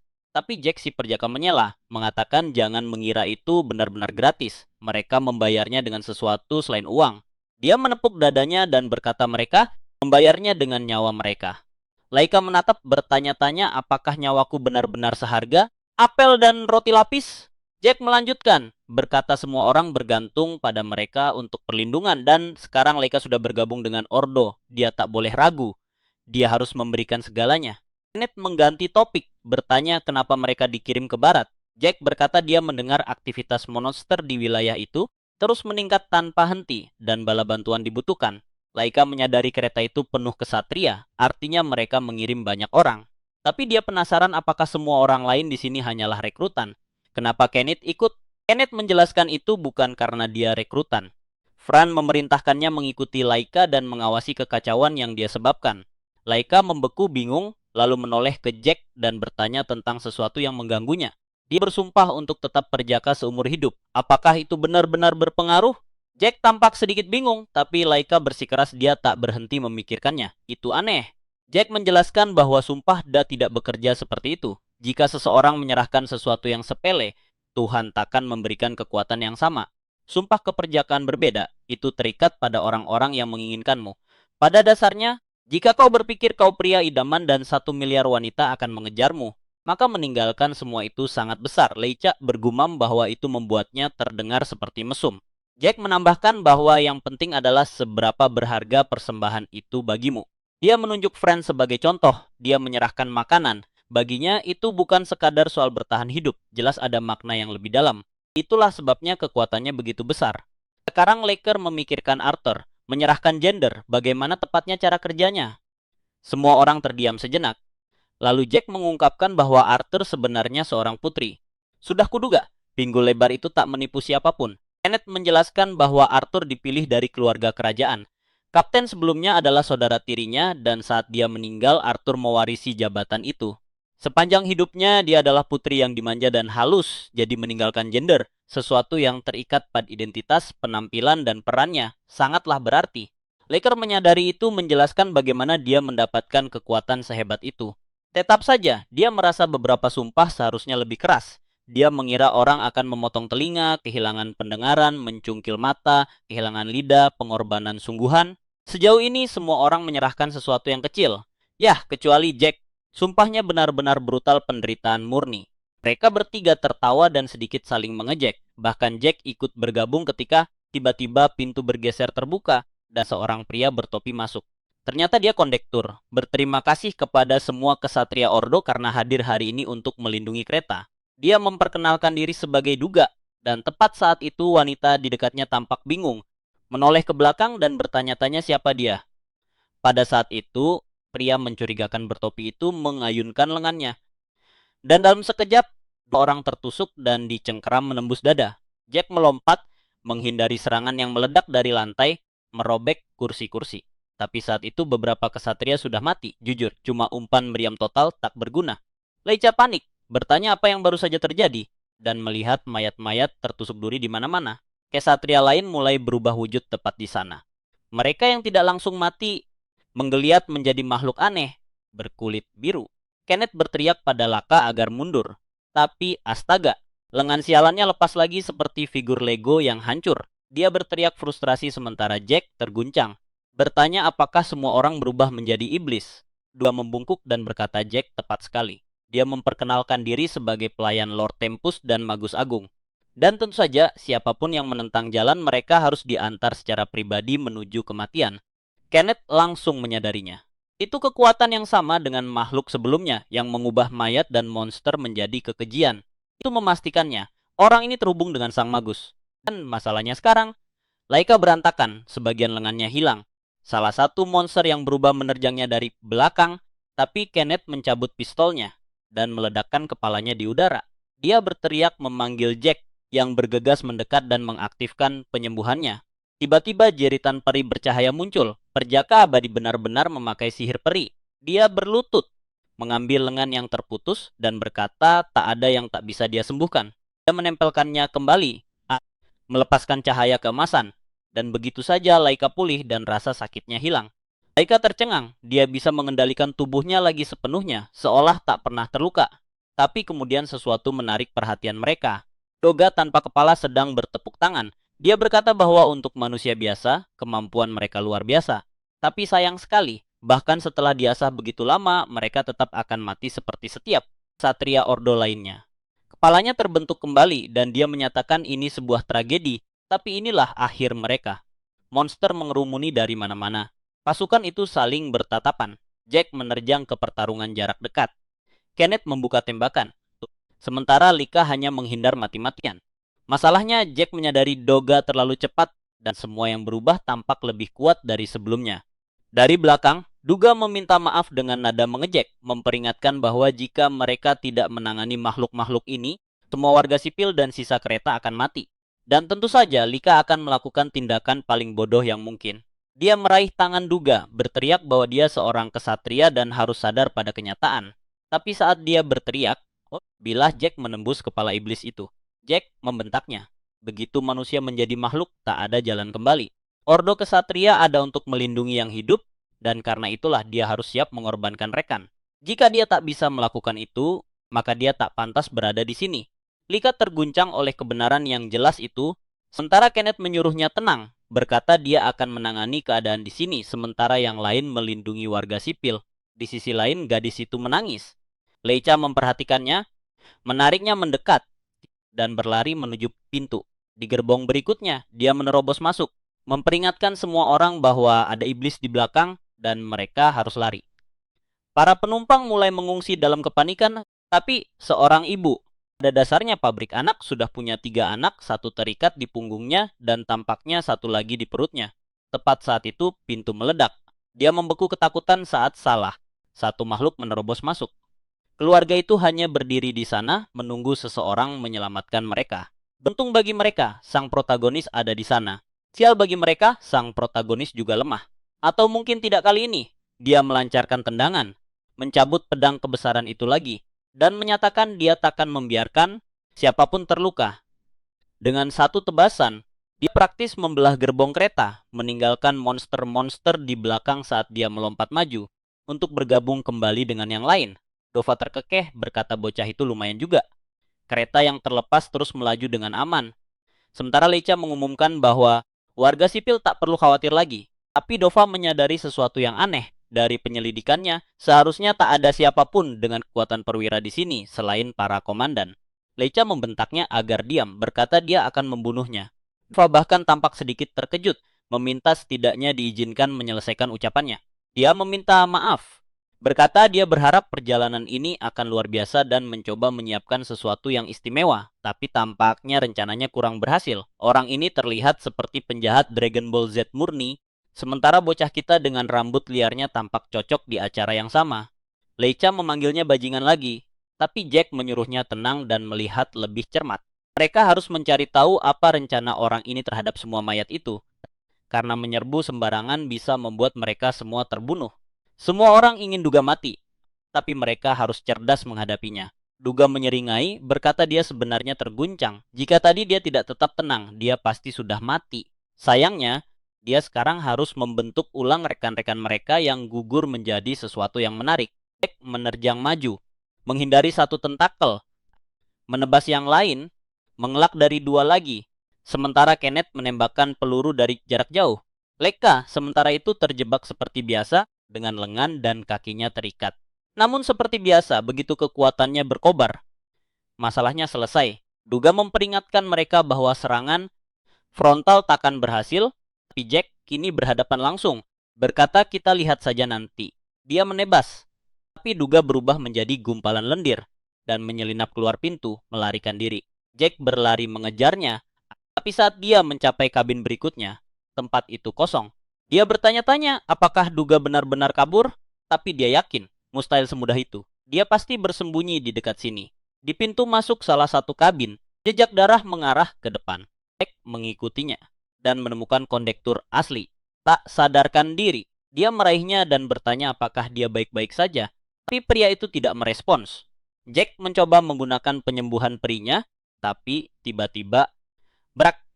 Pria itu menusuk lengannya, berubah dari ekspresi kesakitan menjadi seringai bengkok, tertawa seperti orang gila. Jack menghantamnya keras, mematahkan lehernya.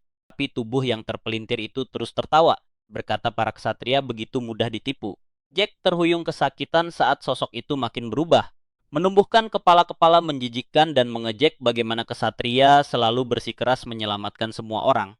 Kembali ke Duga, dia berkata dia mempelajari trik itu dari kakaknya. Lalu Duga lain muncul dari lantai, membawa iblis di bahunya. Jack mengutuk mereka sebagai bajingan dan bersumpah untuk membunuh mereka. Tapi dia kembali terkena serangan. Sekali di kepala, sekali di dada. Makhluk itu mencibir, berkata yang satu ini bodoh dan harus dilempar keluar jendela. Adik pengintai itu, Dolce, menjelaskan bahwa mereka sudah membuang tubuh kondektur sejak lama. Dia hanya menyamar sebagai dirinya. Kenneth bergegas masuk memanggil nama Jack. Dia melihat Jack tercabik-cabik, lalu menatap tajam kedua monster itu. Mereka mengejeknya berkata ini salah Jack sendiri karena begitu bodoh. Mereka tertawa melihat betapa lucunya kesatria resmi bisa mati semudah itu. Tapi seringai mereka lenyap ketika cahaya ungu memotong lengan mereka. Seperti mentega, daging mereka terbelah, dan mereka mulai menggeliat kesakitan. Sang protagonis melangkah maju, aura menyala-nyala, menyatakan bahwa kali ini si pemula yang akan menyelesaikannya. Di belakang, Kenneth mencoba membantu Jack berdiri, tapi lukanya terlalu dalam. Dia memanggil Neve dan wow, kekuatan Jack bahkan aktif tanpa sadar. Itu cukup berguna, tapi dia menjelaskan bahwa saat Jack tidak sadar, penyembuhannya memakan waktu jauh lebih lama. Sementara itu, Dolce mulai membentuk ulang lengannya, dan Doga berkata bahwa beberapa manusia benar-benar arogan secara konyol. Berhadapan dengan dua kesatria eksekutif memang akan menarik. Kedua pihak saling menatap, langit-langit retak dan Dolce menyarankan mereka membawa pertarungan ini keluar. Baru saat itu kedua pihak bisa mengerahkan kekuatan penuh. Leka berkata dia harus menghadapi orang ini atau Sandera yang tersisa mungkin dalam bahaya. Kenneth menjawab bahwa tak apa. Dia akan mengawasi Jack. Pada saat itu Leka menuntut tahu apa yang mereka incar. Juga menjawab bahwa tujuannya hanyalah mengantar para kesatria hebat ini menuju perjalanan kematian. Lagi pula mereka dilarang menuju barat. Laika mendesaknya, bertanya ada apa di tempat itu. Dova menjawab dingin bahwa dia tak perlu tahu, karena dia akan mati di sini juga. Kereta memasuki terowongan, menenggelamkan semuanya dalam kegelapan. Laika merasakan gerakan. Kelelawar-kelelawar aneh menukik ke arahnya. Awalnya mereka tidak tampak kuat dan dia menebas mereka. Tapi jumlah mereka jauh lebih banyak dari dugaan, dan dia mendapat firasat mengerikan bahwa seseorang mengendalikan mereka. Satu menukik ke punggungnya sampai sebuah peluru menghancurkannya di udara. Kenneth, Laika mengira dia akan terjebak seperti orang bodoh menjaga tubuh Jack, tapi ternyata dia ada di sini. Laika mulai mengatakan sesuatu tapi Kenneth memotongnya. Tak mungkin Laika menang sendirian. Jika mereka pergi dan bertarung bersama, mereka semua akan berakhir mati. Doga muncul lagi, menyatakan disinilah perjalanan mereka berakhir. Dia menghantamkan telapak tangannya ke tanah, memanggil gelombang monster yang menyerbu ke arah Laika. Tapi Laika berdiri tenang, seringai tipis di wajahnya, dan berkata ini takkan semudah itu. Lalu entah dari mana, dia mencengkeram wajah Kenneth dan melemparkannya langsung ke arah serangan. Dua bersaudara itu terpaku saat Kenneth membelah jalan, mencabik-cabik monster-monster. Mereka menuntut tahu bagaimana Laika bisa tahu. Laika menjawab bahwa kesatria harus menaruh kepercayaan mutlak pada rekan mereka.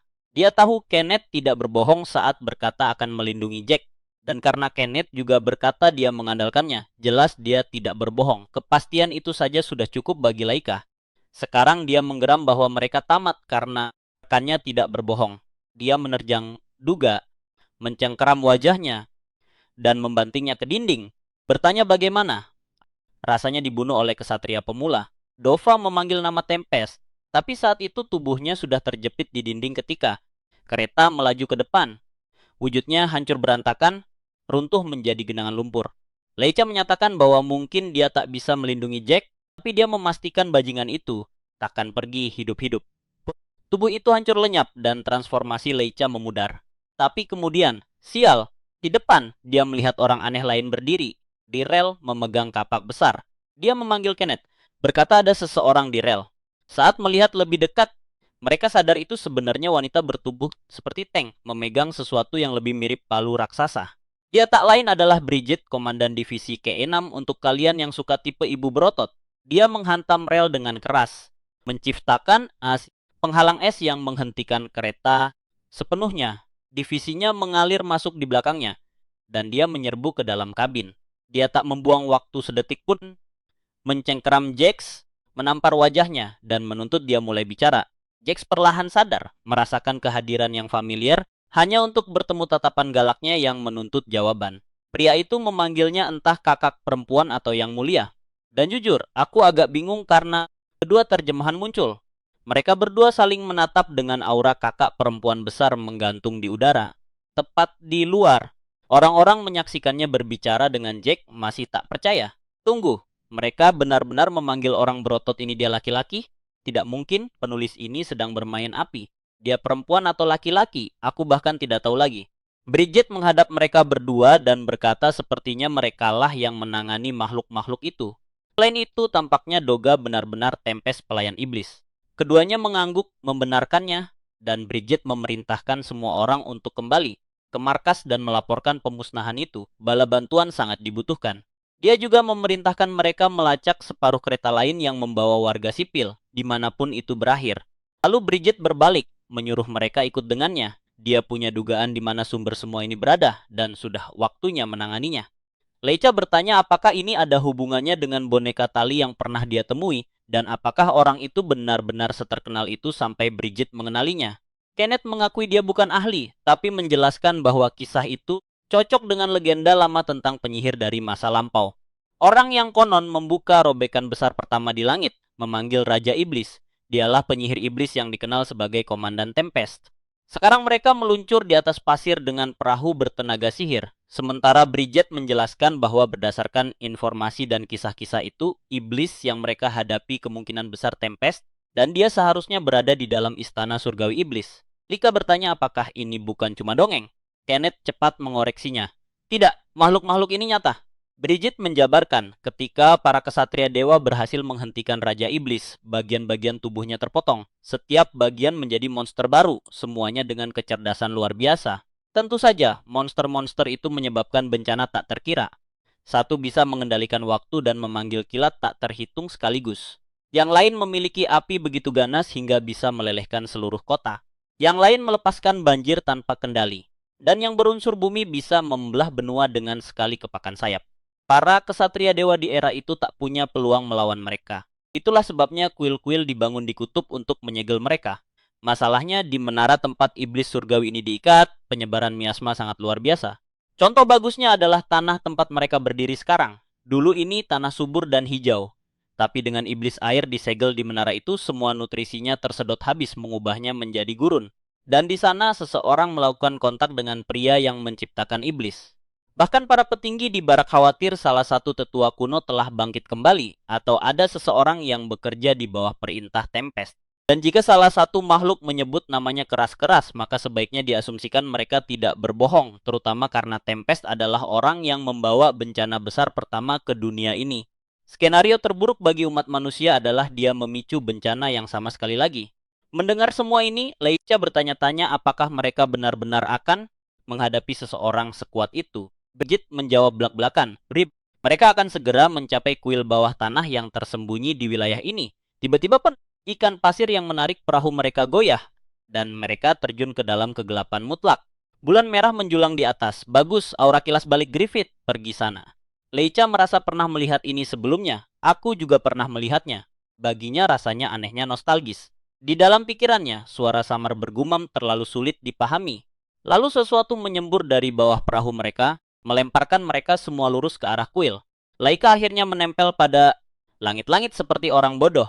Kembang api meledak dalam gelap, dan sebuah suara menyambutnya dengan hangat. Berkata betapa senangnya mereka bisa bertemu lagi. Mengingatkannya bahwa terakhir kali mereka bersilangan jalan adalah melalui boneka tali. Laika tidak mengerti dan mencoba memahami apa yang dibicarakan orang ini ketika tiba-tiba dia mengingat wajah itu. Wajah yang pernah berbicara dengannya. Tanpa ragu, ini pasti penyihir iblis Tempest. Sebelum dia bisa bertindak, Bridget mengayunkan palu raksasanya ke arahnya, tapi Tempest menghindar dengan mudah, tak terganggu. Dia berkomentar bahwa kesatria dewa tak berubah sedikit pun sejak zaman kuno, masih barbar dan sederhana. Bridget menuntut tahu apakah dia benar-benar Tempest dan memperingatkannya bahwa dia bahkan seharusnya tidak berada di wilayah ini. Lebih baik dia pergi sekarang, tapi Tempest menolak. Dia berkata dia telah melakukan eksperimen tak terhitung, dan sekarang saatnya tiba untuk mewujudkan mimpinya. Di belakang kastel, bulan bergetar dan tiba-tiba, hujan mulai turun di seluruh gurun. Semua orang terkejut menyebutnya mustahil, tapi Tempest menyeringai, berkata itu berarti tepat seperti dugaan mereka. Dia sudah membangkitkan iblis surgawi air, Lord Feeble. Semua orang membeku dalam, ketakutan saat tetesan jatuh. Aku mengharapkan sosok seperti dewa. Sebaliknya yang keluar adalah loli kecil dengan boneka beruang di tangan. Kau tahu dia terlalu kuat kalau desainnya terlihat sekutuk itu. Dia menguap, berkata dia sangat ingin tidur. Sementara Lika bertanya pada dirinya sendiri, apakah itu benar-benar iblis surgawi? Tempest maju dan menyambutnya kembali, meminta maaf karena membangunkannya. Dia tahu sudah ratusan tahun berlalu, tapi yang dia inginkan Hanyalah agar dia memusnahkan keturunan kesatria dewa yang dulu menyegelnya ketika tiba-tiba dia menghantamkan boneka, buangnya tepat ke wajah Tempest. Semua orang berdiri di sana, bingung. Leopold membentaknya, menyuruhnya berhenti mencoba memberi perintah. Dia sudah sangat nyaman dalam tidurnya, jadi kenapa dia membangunkannya? Tempest tampak terguncang. Sementara suara dari atas bergumam bahwa ini bukan seharusnya begini, Bridget. Sementara itu, memperingatkan semua orang agar tidak lengah. Dia bisa merasakan tingkat miasma iblis yang absurd memancar dari makhluk ini. Jika dia benar-benar bebas umat manusia tamat, tapi kemudian Fable menyadari sesuatu. Dia melesat lurus ke arah Laika. Tiba-tiba dia tepat di depan wajah Laika. Memanggilnya akurat dan berkata sudah lama mereka tidak bertemu. Laika benar-benar bingung dan dia bertanya kenapa Laika ada di wilayahnya. Dia mengira Laika akan berada di utara. Laika tergagap bahwa dia tak tahu apa yang dia bicarakan. Dia memarahinya, menyuruh kakaknya berhenti bersikap begitu jauh. Rupanya teknik kebangkitan ini mengambil alih tubuh manusia bekerja sempurna. Leica semakin ketakutan. Rasanya semua rahasia mulai terurai. Dari atas, Tempest menyatakan bahwa sekarang semuanya masuk akal. Itulah sebabnya dia merasakan koneksi begitu kuat ke dunia lain melalui bocah ini. Jelas ada lebih dari sekadar kontrak sederhana di dalam dirinya. Leica masih terguncang ketika tiba-tiba sebuah serangan menghantam pilar terdekat, memaksanya menghindar. Leopold berkata ini kebetulan yang lucu menemukan kakaknya di sini tepat setelah dia dibangunkan paksa. Karena mereka bersama, kenapa tidak bermain sedikit demi masa lalu? Dia menyelam ke arahnya di udara saat Laika jatuh, tapi Laika menghantam lengan Bridget. Pada saat yang sama, Fable melancarkan serangan. Bridget bahkan tak sempat merasakannya sebelum sebagian tubuhnya meleleh. Dika panik, bertanya apakah dia baik-baik saja, dan Jack langsung mengaktifkan penyembuhannya. Seorang peri melesat keluar, membentuk ulang lengannya, dan Bridget meraih palunya, menghantamkannya ke Fable. Tentu saja, tidak sesederhana itu. Palu itu hancur saat mengenai sasaran. Fable mencibir, berkata dia tidak memanggil mereka untuk bermain, dia hanya memanggil bocah itu. Ned yang malang mengeluarkan pistol murahannya, tapi pelurunya tidak menghasilkan apa-apa. Bill mulai tidak sabar, berkata mereka sudah mulai mengganggunya. Lalu mana air di sekelilingnya mengembang keluar, membentuk gelembung-gelembung raksasa yang melahirkan monster mengerikan. Tanpa kepala mengambang seperti bulan. Dari kejauhan, Tempest menonton dengan gembira, memuji keagungan kekuatan iblis surgawi. Begitu luar biasa sampai membuat para kesatria dewa terlihat bukan apa-apa. Seseorang mengunyah pastry dan berkata tuannya tampak sedang sangat senang. Tempest menjawab bahwa melihat iblis surgawi bergerak bebas selalu menjadi salah satu mimpinya. Dan sekarang itu terjadi tepat di depan matanya, dia tak bisa menahan kegembiraannya. Yang lebih mengejutkannya lagi adalah iblis surgawi pertama dibangkitkan di dalam manusia. Dia bergumam mungkin sudah saatnya mereka mundur kembali ke kuil utara sebelum keadaan lepas kendali. Tapi tiba-tiba sesuatu berkilat di langit. Sebuah pedang raksasa jatuh dari atas. Itu dia komandan galak berpanggul lebar itu sendiri. Arthur telah tiba. Tempest langsung menyadari masalah besar telah mendarat. Arthur, tangan di pinggul lebarnya dan penuh gaya, memberitahunya bahwa karena dia dan kelompoknya memutuskan membuat kekacauan untuk bawahannya, mereka sebaiknya siap menerima apa yang akan dia lakukan. Tempest membalas tatapannya dengan pandangan mengerikan itu. Di bawah, Arthur melihat Bridget berjuang melawan Fable. Pada saat yang sama, Karen muncul di belakangnya, dan dia bertanya apakah dia bisa bertahan selama 3 menit. Dia bertanya melawan siapa, dan Arthur menjawab datar, melawan iblis surgawi. Setelah itu, dia akan menanganinya sendiri. Tempest menonton dengan tertarik sampai Arthur memanggilnya langsung. Dia meminta maaf, tapi karena jelas dialah pemanggil iblis yang dibicarakan semua orang, dia memberinya satu kesempatan. Berjanjilah sekarang untuk tidak membuat masalah lagi, dan dia akan memaafkannya. Tentu saja dia tertawa mengedipkan mata, dan berkata dia tak bisa membuat janji itu. Bajingan itu melayang pergi, bersinar dengan aura ala Dragon Ball. Arthur tidak akan membiarkannya lolos. Dia memicu ledakan kekuatan seperti bintang, melesat mengejarnya saat bentrokan mereka menyala. Sementara itu, Kieran mendarat di belakang Laika dan bertanya apakah dia memahami apa yang terjadi. Tugas mereka sederhana, tahan iblis surgawi selama 3 menit sampai komandan kembali. Laika tampak terguncang, tapi Kieran menyuruhnya sadar. Makhluk-makhluk itu datang. Gelombang pertama menyerbu maju. Kieran mengayunkan pedangnya dengan mulus, sementara Laika sudah terkena tebasan di punggung. Jack merapal sihir perinya, memanggil penghalang yang memberi penyembuhan terus-menerus. Momen RPG sempurna, penyembuh memasang area AOE. Laika menghindari monster terapung berkepala bulan, sementara Bridget menghancurkan mereka. Tapi masalahnya adalah air itu tidak hanya melukai mereka, ia juga meregenerasi mereka hampir seketika. Dari panel ke panel, Laika berubah wujud, melepaskan kekuatan apinya untuk mengepung para binatang itu. Tapi bahkan begitu, mereka menembus apinya. Akhirnya pistol Walmart milik Kenneth benar-benar mulai memberi dampak. Laika berterima kasih padanya, tapi Kenneth memarahinya. Berhenti membakar kekuatanmu, seperti itu. Dengan laju begini, dia akan tumbang. Lagi pula, api melawan iblis air itu sia-sia, dia hanya membuang energi. Laika menyadari hal yang jelas tepat saat Karen mengisi tombak petirnya. Dia menghantamkannya ke tanah, memerintahkannya menunjukkan kekuatan penuh. Petir meledak ke atas. Pada saat yang sama, Bridget menurunkan palu kematian musim dinginnya, menghantam bumi dan melepaskan gelombang es. Tanpa ragu, bersama-sama petir dan embun beku menghantam Fable, yang melayang malas di dalam masa air, menguap dan berkata larva-larva ini benar-benar mulai membuatnya kesal. Dia mengangkat tangan dan menyatakan dia sudah muak. Tiba-tiba semua mananya berkumpul menuju tubuhnya. Wujudnya bercahaya biru, dingin di dalam air saat Karen menyadari dia menyerap setiap serpihan aura dan memperkuat kekuatannya. Kini pertarungan sesungguhnya akan dimulai. Lika dalam wujud berubah, hanya bisa mengingat kembali apa yang dia katakan. Dia memanggilnya kakak, dia tak mengerti, dia manusia, dia kesatria dewa. Bagaimana mungkin dia berhubungan dengan makhluk mengerikan ini yang menyeringai kepadanya? Dia berteriak padanya agar berhenti menatapnya seolah mereka saling kenal. Lalu, semua orang merasakan sesuatu yang aneh. Laika mencengkeram kepalanya, menggeliat seolah sesuatu yang tak terpahami sedang merobek pikirannya. Rasanya ada suara di dalam kepala Laika, dan dia menuntut tahu apa yang suara itu lakukan di sana. Dan kemudian seperti Sukuna sendiri, suara itu memanggil, memberitahunya bahwa jika bocah itu benar-benar seperti yang dia kira, menjatuhkan Fable seharusnya mudah. Karen berteriak agar semua orang bersiap. Dari puncak Kastel Bulan, Fable turun lurus ke arah Kenneth yang malang, yang terlemah di antara mereka. Dia menembakkan beberapa tembakan, tapi lewat pantulan air. Dia mengunci Kenneth, muncul entah dari mana dan menampar wajahnya. Jujur, itu masih penuh belas kasih, tamparan, bukan meledakan tengkoraknya. Bridget menyerbu untuk serangan. Lalu khasnya, mengenai tepat sasaran dan nihil, tak ada efek sama sekali. Terkejut, dia nyaris tak sempat bereaksi sebelum Fable dengan santai mengulurkan tangan dan mendorongnya mundur seolah bukan apa-apa. Jack memanggil sang putri, yang meyakinkannya bahwa dia baik-baik saja dan menyuruhnya fokus pada penyembuhan. Pria malang itu tak sempat mengatakan apapun lagi. Dia mengangguk patuh sementara Laika gemetar hebat, masih berusaha memahami apa yang terjadi dan kenapa rasanya kepalanya akan terbelah.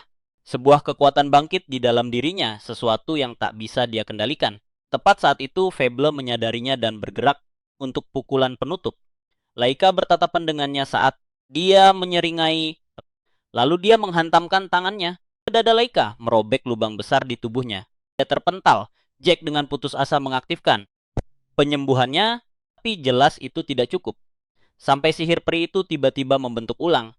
Rongga dadanya dalam sekejap. Mantranya benar-benar curang, tapi Fable hanya menatap, rendah padanya dengan hina. Berkata dia belakangan ini menjadi lemah. Saat itulah suara di kepala Laika memberitahunya waktunya telah tiba. Dia harus berhenti melawan dan menyerahkan semuanya. Ica panik, bertanya siapa orang ini sebenarnya dan apa yang sedang terjadi. Suara itu bersikeras dia bukan iblis surgawi. Sementara itu, Tempest masih melarikan diri dengan Arthur mengejarnya dari dekat. Dia bergumam bahwa Arthur terlalu gigih menyarankan agar dia menyerah saja. Arthur membalas bahwa dia sudah menyebabkan terlalu banyak masalah, jadi sudah adil jika dia membalas budi. Tiba-tiba, dia menghunus bilahnya. Dan dengan satu tebasan kaki Tempest lenyap. Tempest berteriak bahwa dia kejam. Menebasnya tanpa ampun bahkan tanpa berkedip. Arthur menjawab dingin bahwa itu jelas. Dia tahu jika Tempest kabur, dia akan terus membangkitkan iblis surgawi. Tempest menyadari Arthur sepenuhnya berniat membunuhnya apapun yang terjadi.